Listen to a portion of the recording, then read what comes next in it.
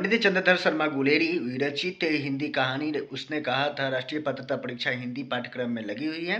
इस कहानी में प्रेम के उदात्त रूप के दर्शन होते हैं, न कि छूछा बद्दापन।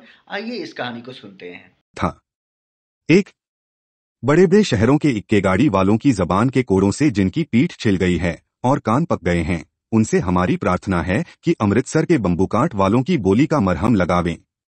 जब बड़े बड़े शहरों की चौड़ी सड़कों पर घोड़े की पीठ चाबुक से धुनते हुए इक्के वाले कभी घोड़े की नानी से अपना निकट संबंध स्थिर करते हैं, कभी राह चलते पैदलों की आंखों के न होने पर तरस खाते हैं, कभी उनके पैरों की उंगलियों के पोरों को चींथकर अपने ही को सताया हुआ बताते हैं और संसार भर की ग्लानि, निराशा और क्षोभ के अवतार बने नाक की सीध चले जाते हैं, तब अमृतसर में उनकी बिरादरी वाले तंग चक्करदार गलियों में हर एक लड्ढी वाले के लिए ठहर कर सब्र का समुद्र उमड़ाकर बचो खालसा जी, हटो भाई जी, ठहरना भाई आने दो लाला जी, हटो बाछा कहते हुए सफेद फेंटों, खच्चरों और बत्तकों, गन्ने, खोमचे और भारे वालों के जंगल में से राह खेते हैं।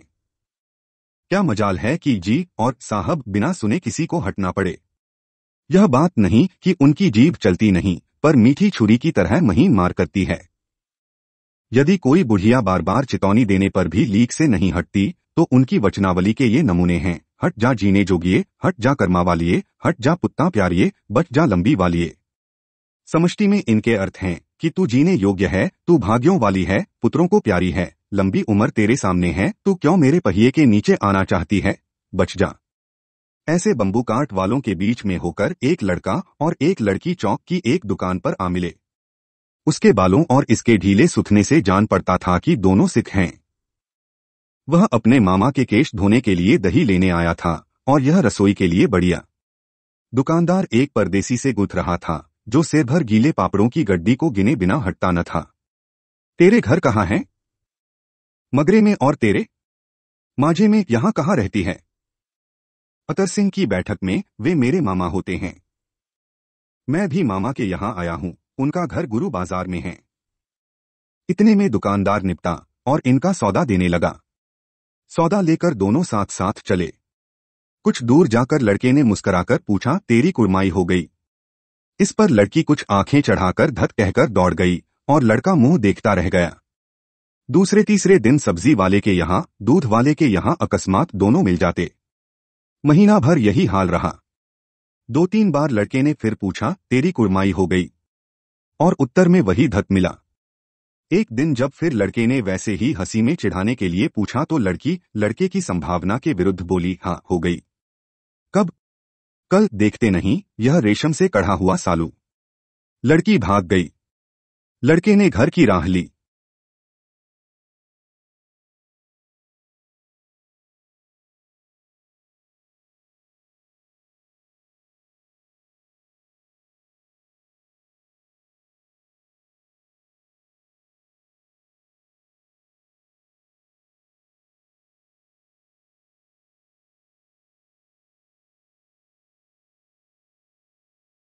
रास्ते में एक लड़के को मोरी में ढकेल दिया, एक छावड़ी वाले की दिन भर की कमाई खोई, एक कुत्ते पर पत्थर मारा और एक गोभी वाले के ठेले में दूध उड़ेल दिया। सामने नहाकर आती हुई किसी वैष्णवी से टकराकर अंधे की उपाधि पाई, तब कहीं घर पहुंचा। 2 राम राम, यह भी कोई लड़ाई है। दिन रात खंदकों में बैठे हड्डियां अकड़ गईं। लुधियाना से 10 गुना जाड़ा और मेह और बर्फ ऊपर से पिंडलियों तक कीचड़ में धंसे हुए हैं। जमीन कहीं दिखती नहीं। घंटे 2 घंटे में कान के पर्दे फाड़ने वाले धमाके के साथ सारी खंदक हिल जाती है और 100-100 गज धरती उछल पड़ती है। इस गैबीगोले से बचे तो कोई लड़े। नगरकोट का जलजला सुना था, यहां दिन में 25 जलजले होते हैं। जो कहीं खंदक से बाहर साफा या कुहनी निकल गई तो चटाक से गोली लगती है। न मालूम बेईमान मिट्टी में लेटे हुए हैं या घास की पत्तियों में छिपे रहते हैं। लहना सिंह और 3 दिन हैं। 4 तो खंदक में बिता ही दिए। परसों रिलीफ आ जाएगी और फिर 7 दिन की छुट्टी। अपने हाथों झटका करेंगे और पेट भर खाकर सो रहेंगे। उसी फिरंगी मेम के बाग में मखमल का सा हरा घास है। फल और दूध की वर्षा कर देती है। लाख कहते हैं, दाम नहीं लेती। कहती है, तुम राजा हो, मेरे मुल्क को बचाने आए हो। 4 दिन तक एक पलक नहीं झेंपी। बिना फेरे घोड़ा बिगड़ता है और बिना लड़े सिपाही। मुझे तो संगीन चढ़ाकर मार्च का हुक्म मिल जाए। फिर 7 जर्मनों को अकेला मारकर न लौटूं तो मुझे दरबार साहब की देली पर मत्था टेकना नसीब न हो। पाजी कहीं के कलों के घोड़े संगीन देखते ही मुंह फाड़ देते हैं और पैर पकड़ने लगते हैं। यो अंधेरे में 30-30 मन का गोला फेंकते हैं। उस दिन धावा किया था, 4 मील तक एक जर्मन नहीं छोड़ा था। पीछे जनरल ने हट जाने का कमान दिया, नहीं तो सीधे बर्लिन पहुंच जाते। क्यों? सूबेदार हजारा सिंह ने मुस्कुराकर कहा, लड़ाई के मामले जमादार या नायब के चलाए नहीं चलते, बड़े अफसर दूर की सोचते हैं।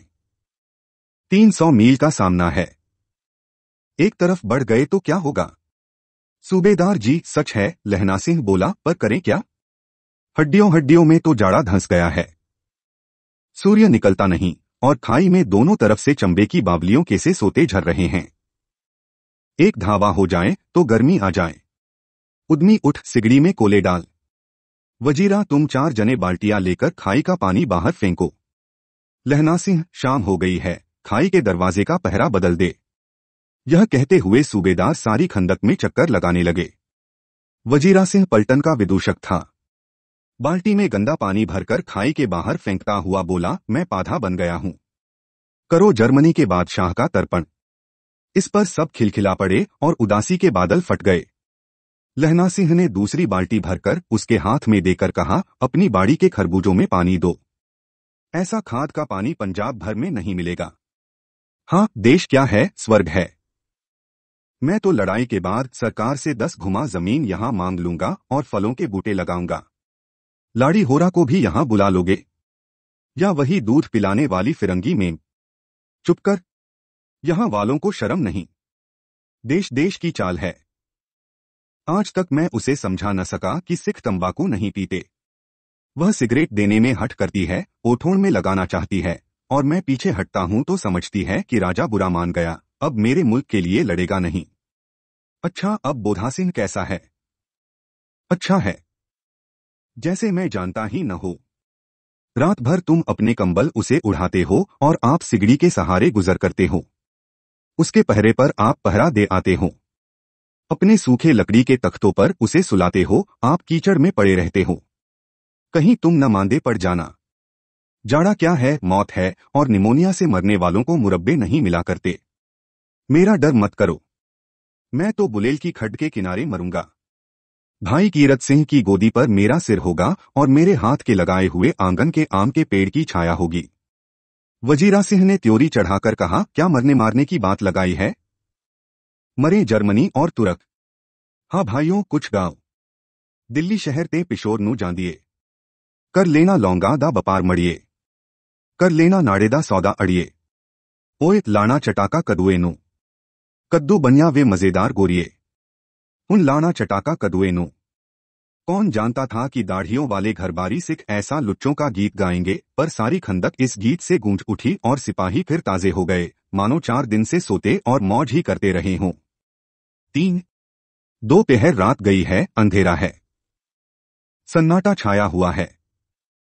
बोधा सिंह काली बिस्कुटों के 3 टिनों पर अपने दोनों कंबल बिछाकर और लहना सिंह के 2 कंबल और एक बरानकोट ओढ़कर सो रहा है। लहना सिंह पहरे पर खड़ा हुआ है। एक आंख खाई के मुंह पर है और एक बोधा सिंह के दुबले शरीर पर। बोधा सिंह कराहा, क्यों बोधा भाई, क्या है? पानी पिला दो। लहना सिंह ने कटोरा उसके मुंह से लगाकर पूछा, कहो कैसे हो? पानी पीकर बोधा बोला, कपनी छुट रही है, रोम रोम में तार दौड़ रहे हैं, दांत बज रहे हैं। अच्छा, मेरी जर्सी पहन लो। और तुम? मेरे पास सिगड़ी है और मुझे गर्मी लगती है, पसीना आ रहा है। ना, मैं नहीं पहनता। 4 दिन से तुम मेरे लिए। हाँ, याद आई, मेरे पास दूसरी गरम जर्सी है, आज सवेरे ही आई है। विलायत से मेम बुनबुन कर भेज रही हैं। गुरु उनका भला करें। यों कहकर लहना अपना कोट उतारकर जर्सी उतारने लगा। सच कहते हो? और नहीं झूठ?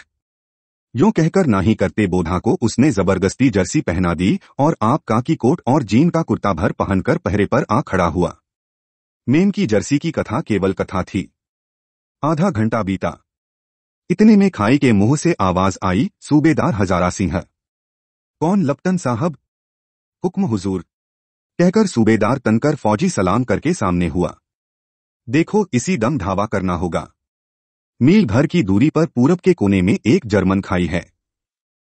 उसमें 50 से ज्यादा जर्मन नहीं हैं। इन पेड़ों के नीचे नीचे 2 खेत काटकर रास्ता है। 3-4 घुमाव हैं।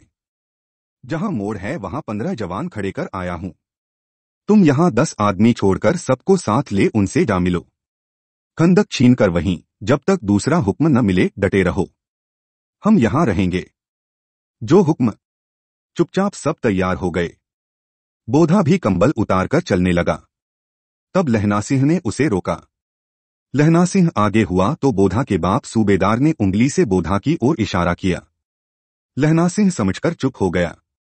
पीछे 10 आदमी कौन रहें, इस पर बड़ी हुज्जत हुई। कोई रहना न चाहता था। समझा बुझाकर सूबेदार ने मार्च किया। लपटन साहब लहना की सिगड़ी के पास मुंह फेरकर खड़े हो गए और जेब से सिगरेट निकालकर सुलगाने लगे। 10 मिनट बाद उन्होंने लहना की ओर हाथ बढ़ाकर कहा, लो तुम भी पियो।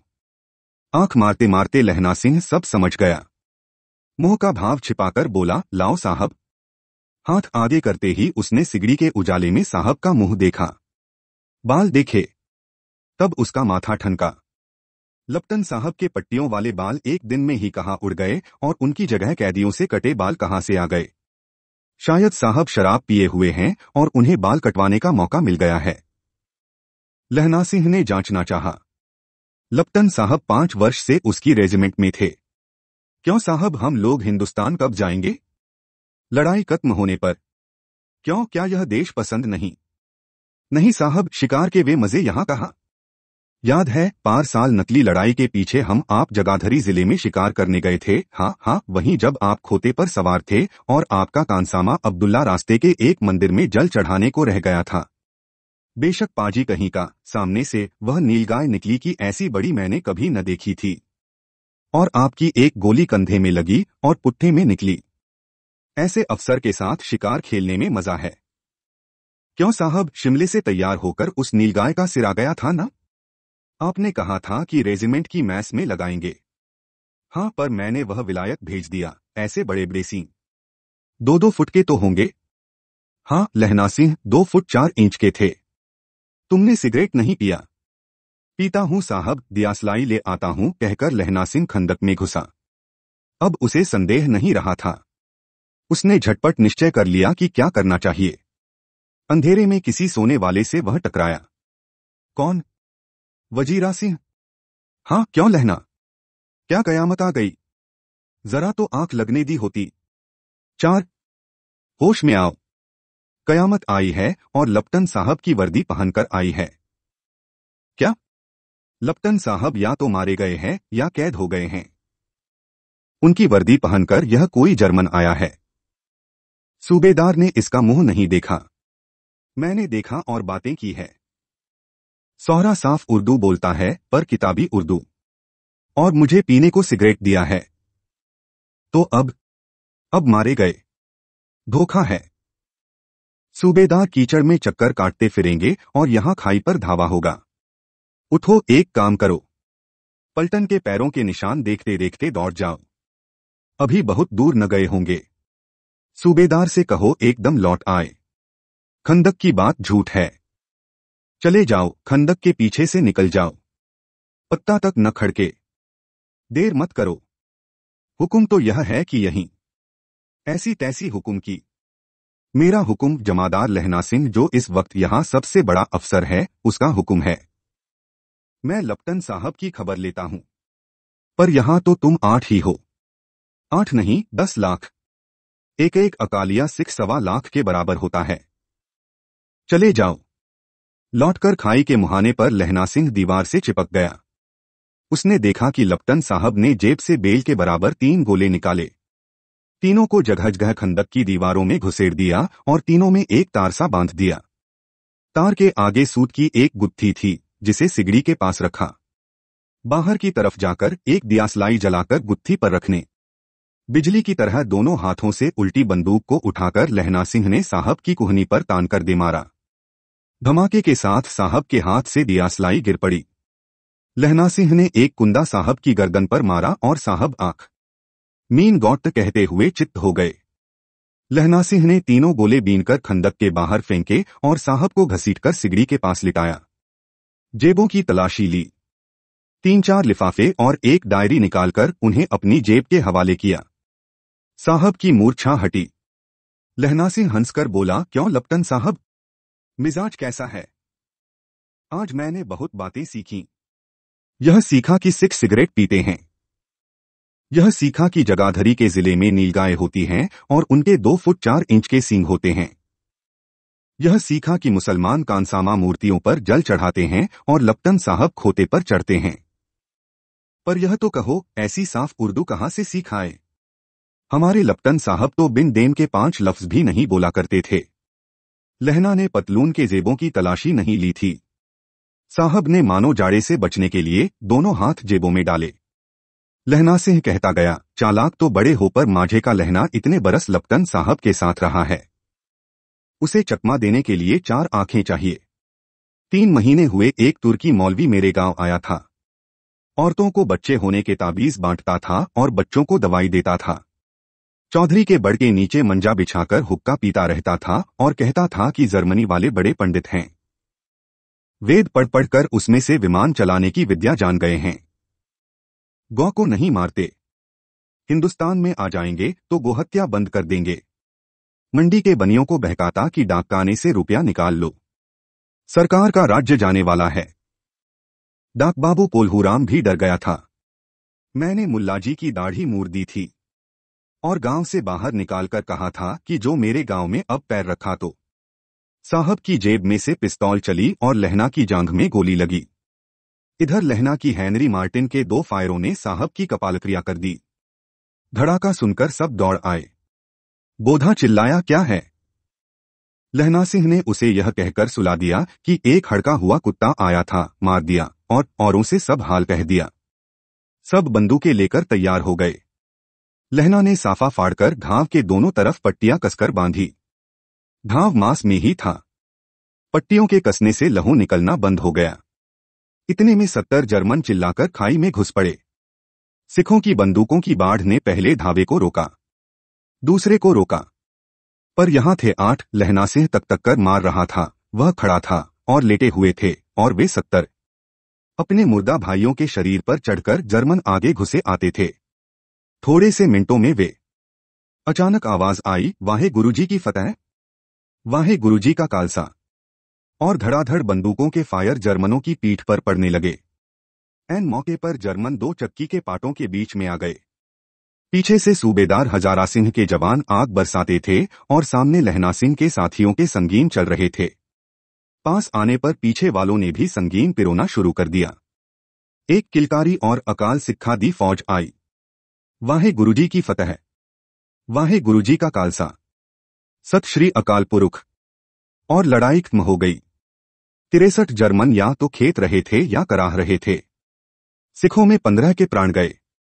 सूबेदार के दाहिने कंधे में से गोली आर पार निकल गई। लहना सिंह की पसली में एक गोली लगी। उसने घाव को खंदक की गीली मट्टी से पूर लिया और बाकी का साफा कसकर कमरबंद की तरह लपेट लिया। किसी को खबर न हुई कि लहना को दूसरा घाव, भारी घाव लगा है। लड़ाई के समय चांद निकल आया था, ऐसा चांद जिसके प्रकाश से संस्कृत कवियों का दिया हुआ क्षयी नाम सार्थक होता है। और हवा ऐसी चल रही थी जैसी बाणभट्ट की भाषा में दंतवीनोपदेशाचार्य कहलाती। वजीरा सिंह कह रहा था कि कैसे मनमन भर फ्रांस की भूमि मेरे बूटों से चिपक रही थी जब मैं दौड़ा दौड़ा सूबेदार के पीछे गया था। सूबेदार लहना सिंह से सारा हाल सुन और कागजात पाकर वे उसकी तुरंत बुद्धि को सराह रहे थे और कह रहे थे कि तू न होता तो आज सब मारे जा। इस लड़ाई की आवाज 3 मील दाहिनी ओर की खाई वालों ने सुन ली थी। उन्होंने पीछे टेलीफोन कर दिया था। वहां से झटपट 2 डॉक्टर और 2 बीमार ढोने की गाड़ियां चलीं, जो कोई 1.5 घंटे के अंदर आ पहुंची। फील्ड अस्पताल नजदीक था। सुबह होते होते वहां पहुंच जाएंगे, इसलिए मामूली पट्टी बांधकर एक गाड़ी में घायल लिटाए गए और दूसरी में लाशें रखी गईं। सूबेदार ने लहना सिंह की जांघ में पट्टी बंधवानी चाहिए, पर उसने यह कहकर टाल दिया कि थोड़ा घाव है, सवेरे देखा जाएगा। बोधा सिंह ज्वर में बर्रा रहा था। वह गाड़ी में लिटाया गया। लहना को छोड़कर सूबेदार जाते नहीं थे। यह देख लहना ने कहा, तुम्हें बोधा की कसम है और सूबेदारनी जी की सौगंध है जो इस गाड़ी में न चले जाओ। और तुम मेरे लिए वहां पहुंचकर गाड़ी भेज देना, और जर्मन मुर्दों के लिए भी तो गाड़ियां आती होंगी। मेरा हाल बुरा नहीं है। देखते नहीं मैं खड़ा हूं। वजीरा सिंह मेरे पास है ही। अच्छा, पर बोधा गाड़ी पर लेट गया। भला आप भी चढ़ जाओ। सुनिए तो, सूबेदारनी होरा को चिट्ठी लिखो तो मेरा मत्था टेकना लिख देना, और जब घर जाओ तो कह देना कि मुझसे जो उसने कहा था वह मैंने कर दिया। गाड़ियां चल पड़ी थीं। सूबेदार ने चढ़ते छते लहना का हाथ पकड़कर कहा, तैने मेरे और बोधा के प्राण बचाए हैं। लिखना कैसा? साथ ही घर चलेंगे। अपनी सूबेदारनी को तू ही कह देना। उसने क्या कहा था? अब आप गाड़ी पर चढ़ जाओ। मैंने जो कहा वह लिख देना और कह भी देना।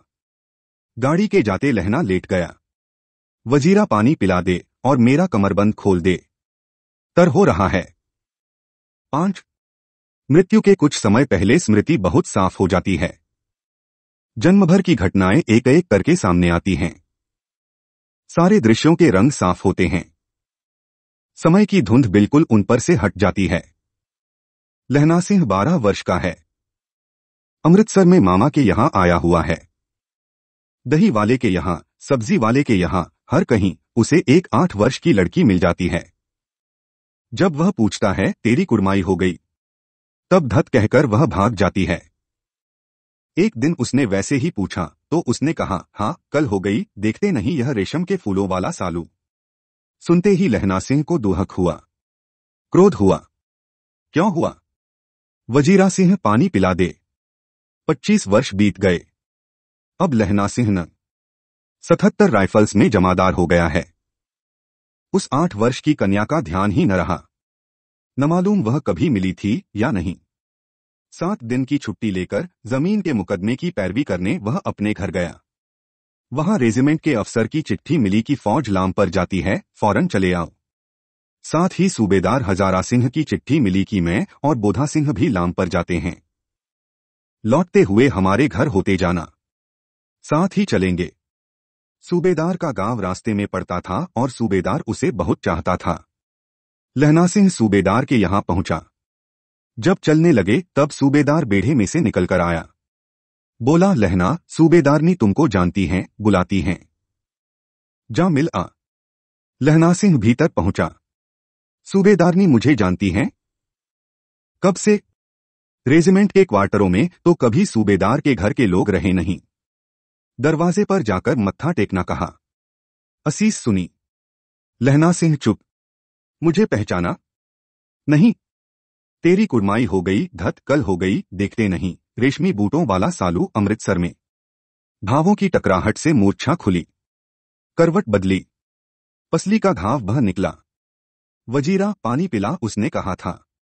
स्वप्न चल रहा है। सूबेदारनी कह रही है, मैंने तेरे को आते ही पहचान लिया। एक काम कहती हूं, मेरे तो भाग फूट गए। सरकार ने बहादुरी का किताब दिया है, लायलपुर में जमीन दी है, आज नम कहलाली का मौका आया है। पर सरकार ने हम तीमियों की एक घंघरिया पलटन क्यों न बना दी, जो मैं भी सूबेदार जी के साथ चली जाती। एक बेटा है, फौज में भर्ती हुए उसे 1 ही बरस हुआ। उसके पीछे 4 और हुए, पर एक भी नहीं जिया। सूबेदारनी रोने लगी। अब दोनों जाते हैं। मेरे भाग। तुम्हें याद है, एक दिन तांगे वाले का घोड़ा दही वाले की दुकान के पास बिगड़ गया था। तुमने उस दिन मेरे प्राण बचाए थे। आप घोड़े की लातों में चले गए थे और मुझे उठाकर दुकान के तख्ते पर खड़ा कर दिया था। ऐसे ही इन दोनों को बचाना, यह मेरी भिक्षा है। तुम्हारे आगे आंचल पसारती हूं। रोती रोती सूबेदारनी ओबरी में चली गई। लहना भी आंसू पोंछता हुआ बाहर आया। वजीरा सिंह पानी पिला, उसने कहा था। लहना का सिर अपनी गोद में लिटाए वजीरा सिंह बैठा है। जब मांगता है तब पानी पिला देता है। आधे घंटे तक लहना चुप रहा, फिर बोला, कौन? कीरत सिंह। वजीरा ने कुछ समझकर कहा, हाँ। भैया, मुझे और ऊंचा कर ले, अपने पट्टे पर मेरा सिर रख ले। वजीरा ने वैसे ही किया। हाँ, अब ठीक है। पानी पिला दे। बस अब के हाड़ में यह आम खूब फलेगा। चचा भतीजा दोनों यहीं बैठकर आम खाना।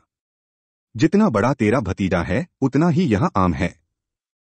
जिस महीने उसका जन्म हुआ था उसी महीने में मैंने इसे लगाया था। वजीरा सिंह के आंसू टप टप टपक रहे थे। कुछ दिन पीछे लोगों ने अखबारों में पढ़ा, फ्रांस और बेल्जियम 68वीं सूची, मैदान में घावों से मरा न 77 सिख राइफल्स जमादार लहना सिंह। चंद्रधर शर्मा गुलेरी।